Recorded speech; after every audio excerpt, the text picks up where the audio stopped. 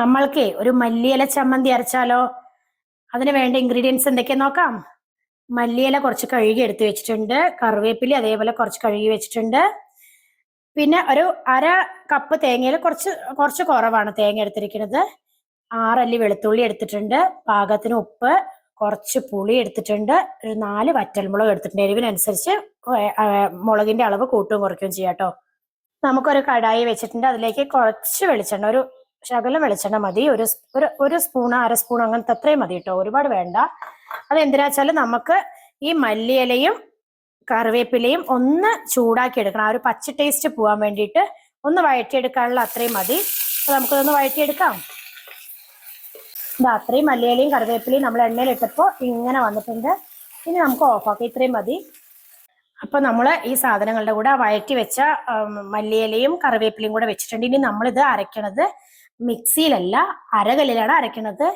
അപ്പൊ നമുക്ക് അമ്മിയിൽ അതൊക്കെ ഒന്ന് അരച്ചെടുത്താലോ? ആദ്യം നമ്മളെ മുളകൊന്ന് അരച്ചെടുക്കാം, അല്ലെങ്കിൽ ആ കുരുവൊക്കെ അങ്ങനെ അറിയാതെ കിടക്കില്ലേ. തേങ്ങ ഇട്ടിട്ടുണ്ട്, മുളക് അരഞ്ഞു. ഇനി നമുക്ക് തേങ്ങ ഇടാം. അങ്ങനെ ഓരോന്നോരോന്നായിട്ടാണ് അരച്ചെടുക്കുന്നത്, എല്ലാം കൂടെ ഒരുമിച്ച് ഇടണ്ട. നമുക്കിനി നമ്മളുടെ വറ്റൽമുളകും തേങ്ങ അരഞ്ഞു വന്നിട്ടുണ്ട്. അതിലേക്ക് വഴറ്റി വെച്ച മല്ലിയിലയും കറിവേപ്പിലയും വെളുത്തുള്ളിയും ഉപ്പും പുളിയും കൂടെ ചേർത്ത് എല്ലാം കൂടെ ഒന്ന് അരച്ചെടുക്കാം.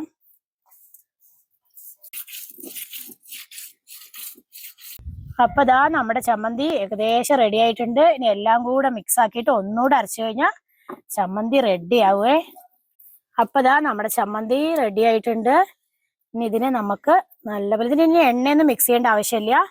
നമുക്കിതിനെ ഒരു ഉണ്ടയാക്കി വെച്ചിട്ട് നല്ല പോലെ കിട്ടും. നമ്മൾ മിക്സിയൊക്കെ അരയ്ക്കുമ്പോൾ വെള്ളമൊക്കെ ചേർത്തില്ല, ഇതിലപ്പം അങ്ങനെ വെള്ളമൊന്നും ചേർക്കാതെ അരയ്ക്കണേ. നല്ല കുഴച്ച് ബോൾ പോലെ ആക്കി വെക്കാം. കണ്ടില്ലേ, നല്ല ടേസ്റ്റാണ്. ചോറിന്റെ കൂടെ ചപ്പാത്തിയുടെ കൂടെ കഴിക്കാൻ അടിപൊളിയാണ്. എല്ലാവരും ട്രൈ ചെയ്യണം.